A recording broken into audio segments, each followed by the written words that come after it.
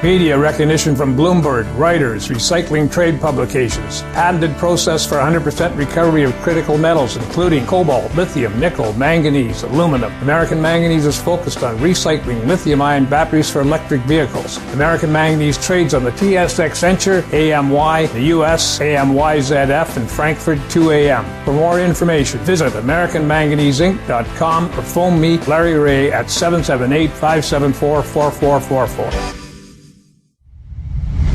You're listening to HowStreet.com radio, available online at TalkDigitalNetwork.com. Welcome to HowStreet.com radio, the online source for market opinions.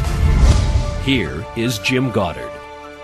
My guest is home ownership consultant Ross Kay from the WealthyHomeowner.ca, Canada's authority on home ownership. Welcome back to the show, Ross. And thanks for having me back on, Jim.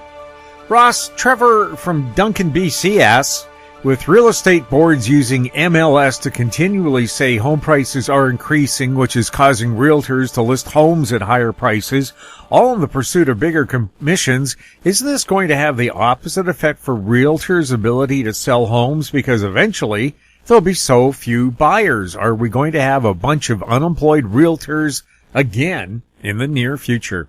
Well, there's a complicated question, but it sounds like a smart guy or someone who's willing to critically analyze things as he reads along. So, look, Trevor, real estate agents are clueless. You have to understand 50% of the membership of the Canadian Real Estate Association will not sell a home in 2021, okay? So your question implies a level of understanding that doesn't exist in the industry. Look, the Canadian real estate, the way organized real estate is structured in Canada today, at the most, Trevor, you need around 15,000 real estate agents. So you can get rid of 90% of the real estate agents in Canada, and the Canadian consumer would be more than happily serviced. That would mean each realtor would handle, on average, about 40, say between 30 and 40 sales each year, properties a year. That means that they would have between 3 and 4 properties per month, and their level of experience would be, rocket ship levels ahead of what it is today. It takes the average realtor 80 years to reach that level of understanding. Okay, so what you're saying makes sense. It's just that they're clueless to what it is. Organized real estate is not actually the members of real estate. It's the infrastructure that supports it. It's your it's your local real estate board. It's your MLS system. So the Real Estate Board of Greater Vancouver, Fraser Valley Real Estate Board, Victoria Real Estate Board, Calgary Real Estate Board, Edmonton Real Estate Board, Ontario Real Estate.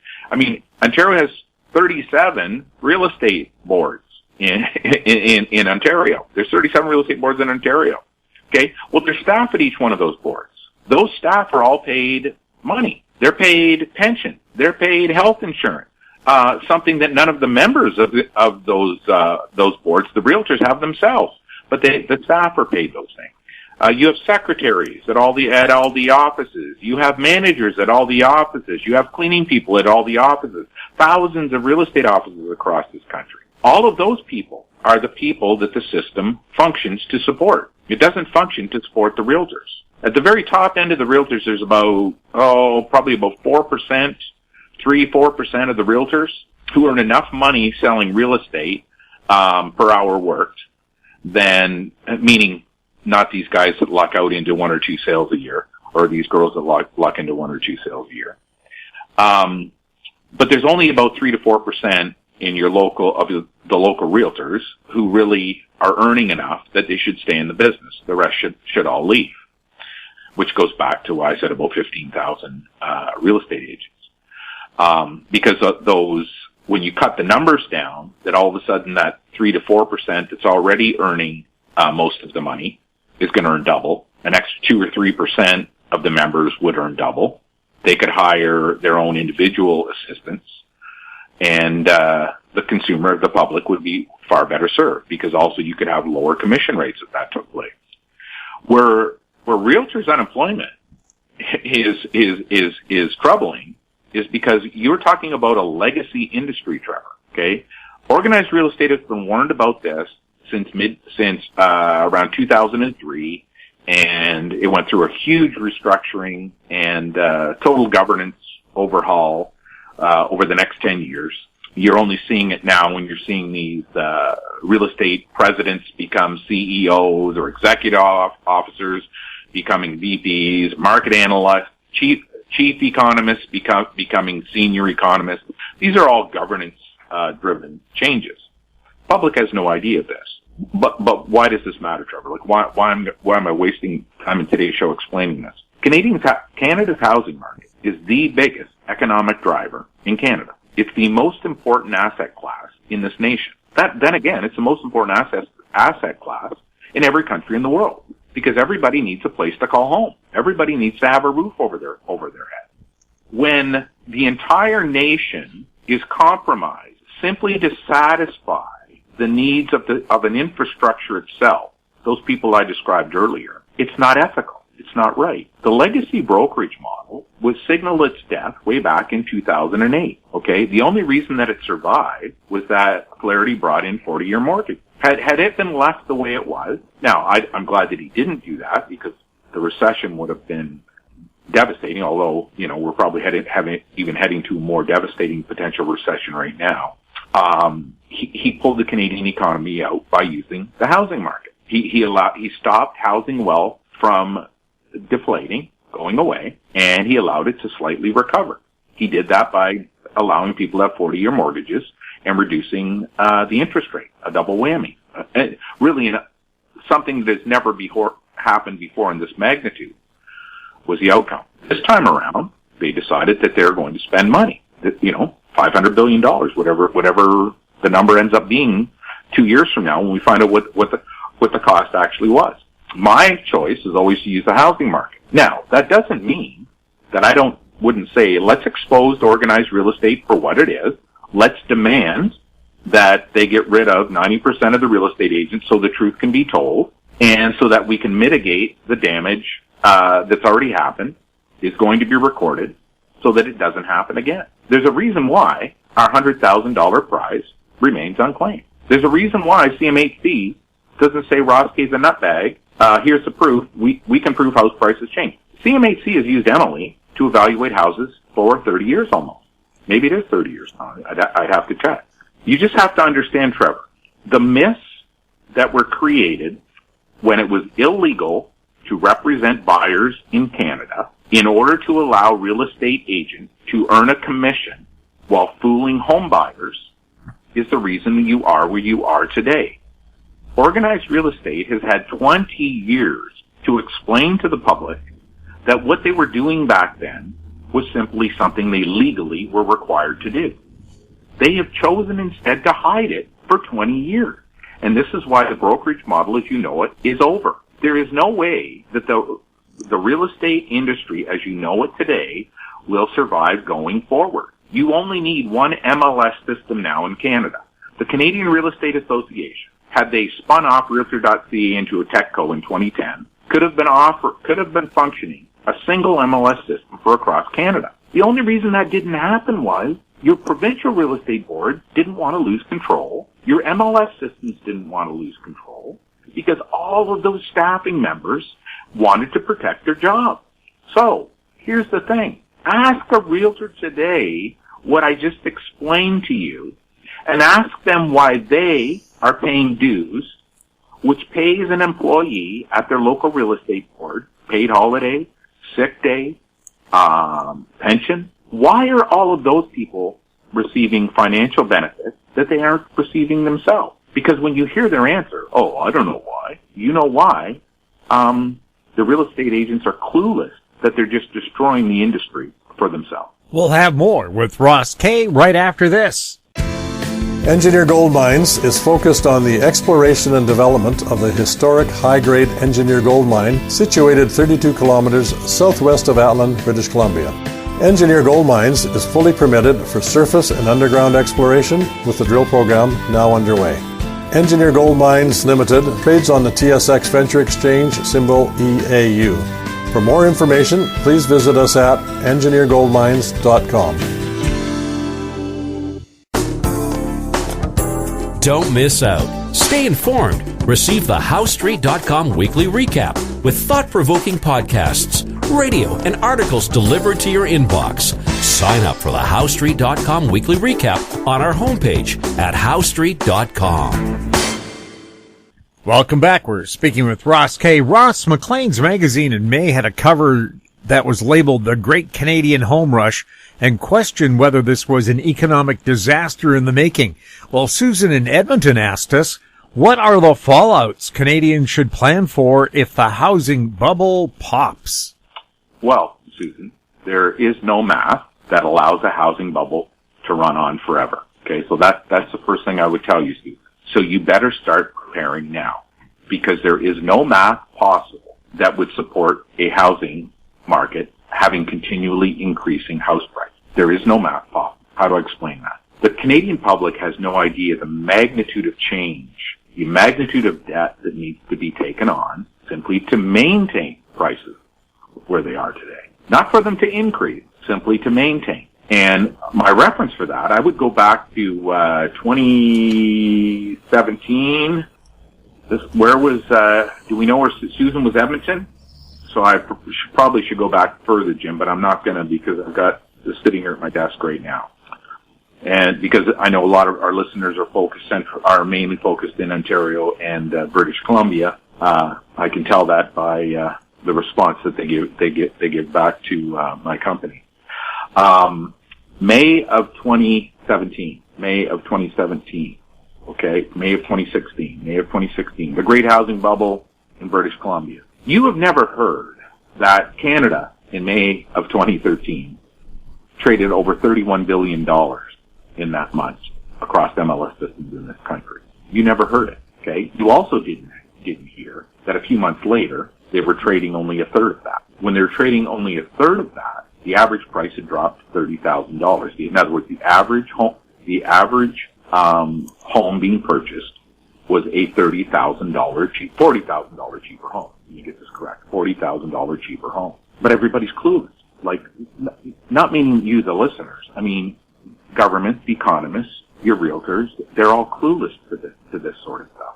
This year, in March of this year, over $54 billion was traded on MLS systems during the month. There was a trading volume of $54.6 billion in 1 month. The amount of debt that is taken on to allow that amount of trading volume to take place is not sustainable. It just is not. There isn't enough income in the country to sustain that kind of volume. We have never seen this kind of volume trading hands in a single month. And because it happened in March of this year, it really matters. Because last September, there was $38 billion.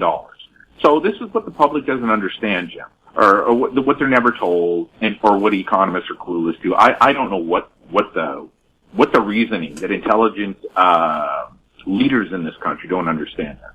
In September of 2020, $37 billion of real estate was traded in the month of September across MLS systems in this country. That was a record. That was a record established in September, meaning there has been no September even remotely close to that in the last 100 years. So when we go back to September of 2017, for the sake of the argument, there was only 19 billion traded.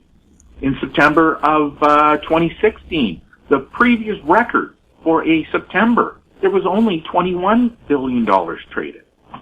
Last September, there was $37 billion traded, and that was a record trading volume at that time. Never before had a record volume hit in September. This March, it peaked at $45 billion, 45.6.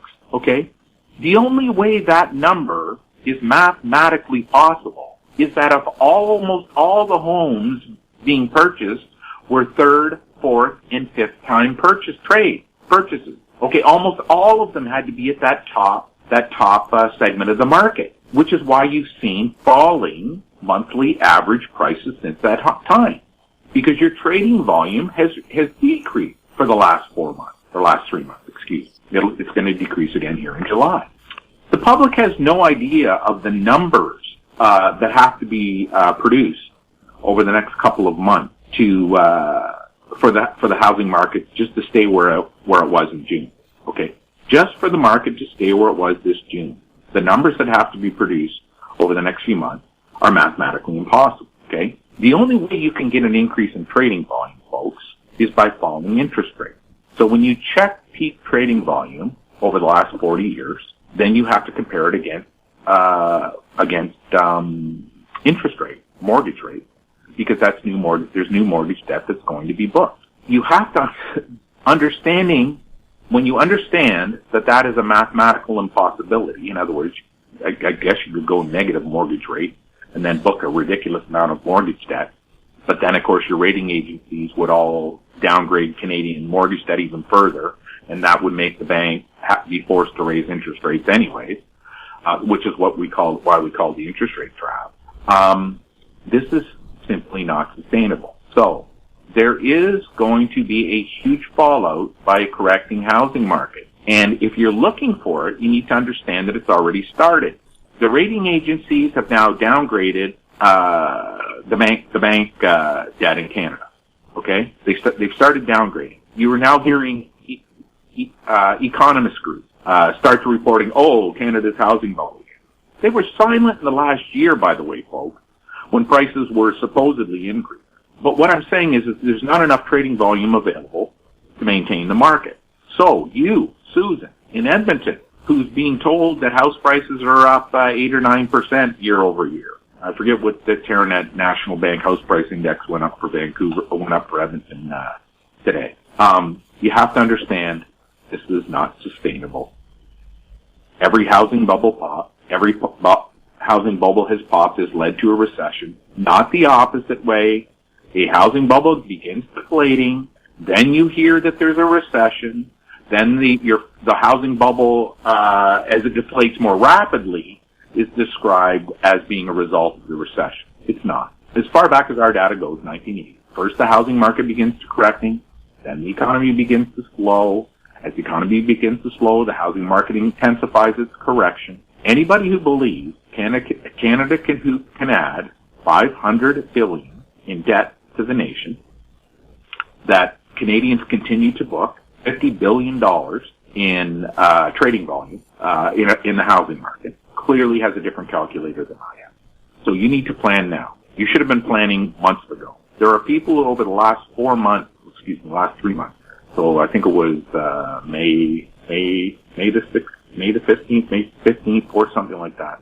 Okay, they bought American dollars. Okay, so if you had bought American dollars back, get your calculator, or go to the Yahoo website, see what the exchange rate has changed, and do the calculation what those people have made. Not made. I'm going to say protected. Bank stocks. Bank stocks have started to fall. Okay? Now, I'm not telling you what to do here. I think you should talk to someone who is an expert at bank stocks.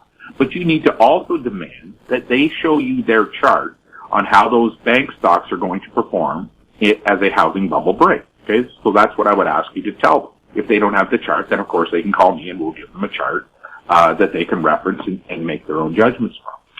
Your mortgage. You want to have secured your mortgage right now. Okay? You want to secure it. Now, I'm not saying that you have to take your 5-year term. Depending on who your lender is and what the deal is with your specific lender, you might want to be on a variable still right now, as long as you have the opportunity to lock that variable in. If you take a 6-month variable, then you're okay, because the rates are not going to swing overnight. You're going to have an advance notice that the rates are going to go up 2 to 3 months before they do. In this case, or normally you didn't have that opportunity, but in this case, we know that that's what's going to happen. So you have that flexibility. You need to look at your job. Is your job secure? Are you in a job that's susceptible to a correcting housing market? Lower net wealth of a nation. This is how I'd leave this discussion to. Canada as a nation they really truly believe that they have gained $1.7 trillion of net wealth during a pandemic lockdown. They truly do believe it. They're spending money now. They've been buying cars and everything else for the last 12 months based on this belief. I can tell you that. Simple MLS math. So in other words, where the sales are structured, share of sales. If they simply go back to where they were last year, you've wiped out $1.7 trillion in wealth. Never happened before. Well, I don't know, whatever happened in the Great Depression. I guess you'd have to do a percentage comparison back then versus today. Your stock prices. Look, when housing markets stumble, people who have been investing in the stock market pull their money out of the stock market to protect themselves from further house price gain and further house price decline in case the bank calls the loan. Hey, you know something, that money we borrowed you that you put into the stock market, you've got that on your HELOC, you better amortize that mortgage. You better amortize that money. Because the banks do this on a regular basis. These are all the things you need to be looking at, Susan. There's no need to panic. So that's a beautiful part about this specific market. There's no need to panic, but you need to be thinking 6, 8, and 12 months out from now and simply be taking defensive moves that cost you nothing, right? This is not going to cost you a penny. If I'm wrong, if this doesn't happen, you've lost nothing. All you've done is you've structured yourself in case something did happen. And that's what I would like to leave this specific discussion with those words. Oxford Economics today released a report claiming Canada's housing bubble was 10% inflated at this time. Ross, what's your perspective on that? Just more nonsense by another economic team, somebody who issues economic reports who doesn't understand how the home trading market works. Okay, it's just nonsense.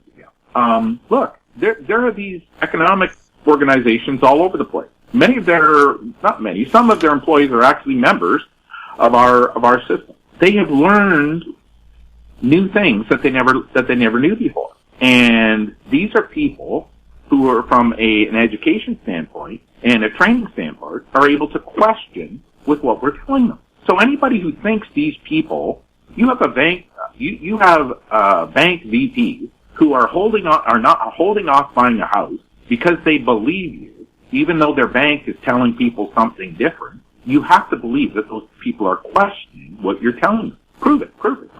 So this is what I would say to the people who hear this report. They hear this little tiny 10% of a housing bubble. Understanding, folks, a 10% correction today only drops the average price back $60,000. I can show you, and any economist, any government leader in power today who's got a high school education, CMHC, anybody, I can show them all $149,000 of house price illusion created in the last year simply from a change in the provincial trading rate.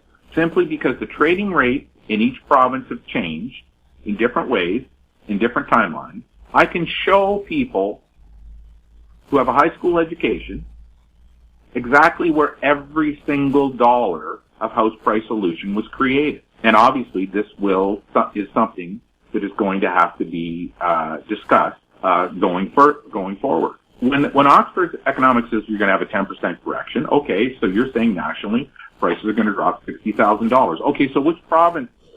What's your provincial breakdowns on this guy? People make these grandiose claims, but they're clueless to the math that would be required to show that little tiny decline. Because as house prices decline, trading rates fall. As trading rates fall, the share of sales to those cities decreases. Look, this happens rate at a city level. This happens rate at a neighborhood level. So if you understand how a local housing market functions, all you need to do is extrapolate that to the national market, because it's simply a bigger version of your local town. I mean, are they talking about taxation rate? Look, I know the difference between selling a family a house in Waterdown, Ontario, versus selling them 2 kilometers down the road in Burlington, Ontario. For 7 years, we told people it was cheaper to buy a home in Waterdown, Ontario than it was in Burlington. You could buy more house for your money in Waterdown than you could in Burlington. So we moved our buyers out to Waterdown. We had over 30% market share in that small town. Now, small town, Google it. It's not that small. But it was a small town. We only had it at peak, 7% market share in Burlington. 7 years later, we had to reverse the counsel we were giving people. No, if you buy in Burlington, you can get more house for your money than Waterdown. Why? Property taxes. Simply property tax. Because the Harris government and Ontario Conservative government decided that they were going to get rid of the smaller municipalities, merging the smaller ones into bigger ones. And when that merge happened, the tax rate changed. Okay? So that's my perspective. I used to tell people, young couples, hey, go out to Waterdown, you can get a bigger house for your money with the same monthly payment. 7 years later, oh, you should buy in Burlington. You can get more house for your money for the same monthly payment. Simply because of the way the taxation rules change. Now let's take it a step further. Most people in British Columbia don't understand that after-tax income, someone making $100,000, okay? If you live in BC versus Ontario, you're going to save over $1,000 a year in tax. Oh, $1,000 a year in tax. Well, $1,000 a year in tax is going to allow me to have about what? $20,000 extra mortgage? Yep. Oh, interesting. Okay, so if the property ladder for first-time buyers, because they're lower taxed at an income tax level in British Columbia, says that I'm going to use some extremes here. So let's say that in BC, in Ontario, you could afford a $300,000 home because you have to pay an extra $1,000 in income tax. But in British Columbia, you got to buy, I know this is extreme, so I'm just doing this for demonstration purposes, a $400,000 house. That means the $300,000 house doesn't sell. The $400,000 house gets purchased. That also means the trade-up sale is not going to be a $500,000 house.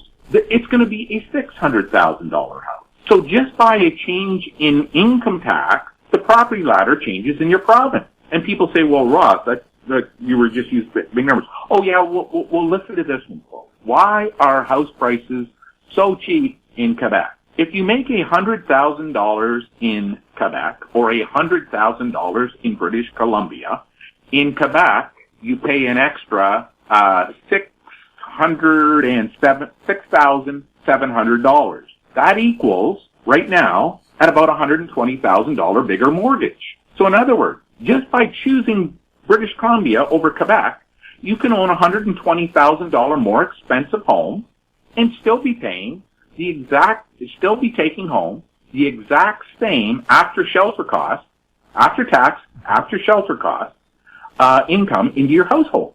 Okay, so that means in British Columbia, the first-time buyer jumps by that amount, $120,000 in this example. $120,000, and we pass that on to the next trade, which is $240,000. The average is $180,000 higher. The reason why that prices are higher in British Columbia or Ontario than Quebec are taxation. In British Columbia, why are property prices so high in Vancouver? Well, it's because they have the lowest property taxes in the province. You can buy a home, you can spend more money on a home in Vancouver than you can in Abbotsford. Okay, if you can spend more money, meaning you can buy a more expensive home, but your monthly payment is exactly the same, that's what you're going to do, because the entire infrastructure directs you to doing that. So that means the property ladder in Vancouver is not the same as the property ladder in Abbotsford. So when we hear these economists talking about a 10% housing bubble, we say, okay, what is your breakdown for each province? What is your breakdown for each CMA within that province? And which is your breakdown for each municipality within that CMA? How do you aggregate them together to come up with this little tiny number? Because the reasons I just told you have been aggregating since property taxes became tied to valuation. Look, folks, if you move to Windsor, Ontario, and you make $100,000 a year, you own $1 million home, tax-free, like free and clear, you're going to pay 17% of your before tax income in municipal taxes. In Vancouver, you're going to pay 7%. You get $10,000 extra a year in Vancouver if you make $100,000, you own $1 million home, and you have no mortgage. Everybody wonders why the math and all these things work. This is how it works. We're working on a new index right now to reflect this because of these crazy comments we hear about, oh, this is the best city in Canada to buy in. This is the most affordable city in Canada to buy in. We're watching all these Mickey Mouse outfits out there who have no understanding of how people live their lives or interact with their houses. Issuing reports to grab headline news, which effectively are giving people bad advice. I'm working through that with my own kids right now. Look, they are going to be deciding where they're going to be setting down roots. I have 4 kids, okay? They're all at that age in their life. They're all in their late 20s, okay? Those kids are all going to be setting down roots now. They're at the stage of their life where the next 5 to 7 years, they'll be setting down roots. I know now, which I didn't know when 40 years ago, 30 years ago, how important the choice of where you set down roots really is. And the sooner you get educated on that, the better. Because I will also tell you this. You are also going to be making this exact same decision 40 years from now when you're deciding where to set down roots for your retirement. Everybody says about jumps on the NIMBYism. Oh, those people are unethical. Oh, what are they trying to do? Keep housing. They just want to keep all the money from themselves. No, that's not the truth. No one is just telling them the truth. We just watched, I think it's Langara Golf Course in British Columbia, in Vancouver. And we watched Glen Abbey Golf Course in Oakville in Ontario. Both remain golf courses. We had the communities in an uproar, single detached homeowners in those communities in an uproar that they didn't want the golf courses to have housing built on it. NIMBYism, right? Well, it's not really NIMBYism. It's just that not awareism, because government leaders themselves are clueless to this topic. Because what these people are actually voting in is they're going to be forced to leave their communities within the next 5 to 15 years because they didn't use those golf courses to build exit homes for them. What the community in Glen Abbey has just done is they forced themselves into a position where they're going to have to move. They can't even retire in their own community because they didn't say, oh, wait a second, we're not NIMBYists. We just want the right housing stock to be built in here to allow us to move from our big single detached home into a nice high quality retirement home, because we still want our own home. We don't want as much grass. We only need a third of the footprint, but we still want our own home. And that would allow another family to take over their home the way that they started out when they moved in 25 to 30 years ago. That would open up another slot in the housing market, maybe a semi-detached home, a townhome, for another family to move into from their condo. And then that would open up condos for first-time buyers to move into. It's not NIMBYism.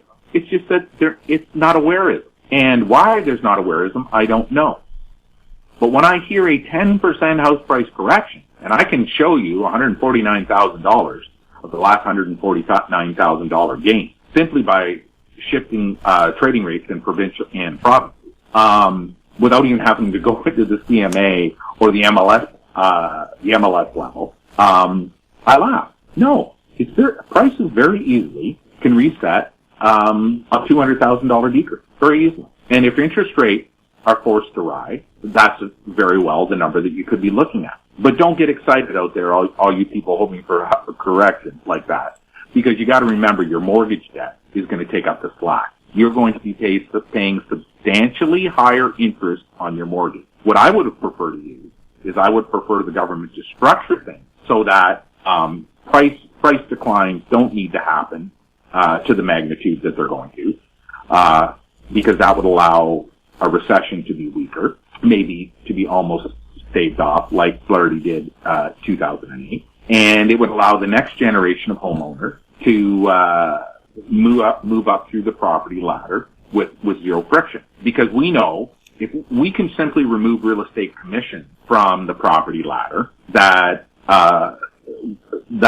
wipes out any benefit that you have from falling house prices. This is what the public doesn't understand. Real estate commissions are so astronomically high because of the first question that was asked in this section. Because the failure rate of realtors is so bad. The professionalism is so low. The reason for that is the reason you have to have house price gains. If you remove commission, in other words, you're not financing commissions on every time you move up the property ladder. You're not paying GST on those commissions. All of those savings, you can wipe out $150,000 of house price gain right now. We can have $150,000 drop in prices, and not a single Canadian would be hurt, except for no, because the realtors aren't selling. Those realtors aren't selling houses anyway. The only people who would be hurt are the staffs at your local real estate board and organized real estate staff itself.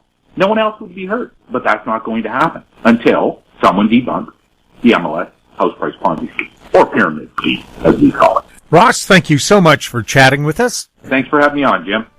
My guest has been home ownership consultant Ross Kay from thewealthyhomeowner.ca. If you have any questions for Ross, you can send them to info@housestreet.com, and we'll ask that question on your behalf.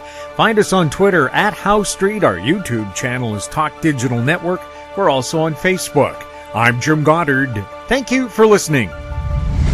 Comments made on HouseStreet.com radio are an expression of opinion only and should not be construed in any matter whatsoever as recommendations to buy or sell any financial instrument at any time. Available online at TalkDigitalNetwork.com. HouseStreet.com radio is a production of House Street Media Incorporated.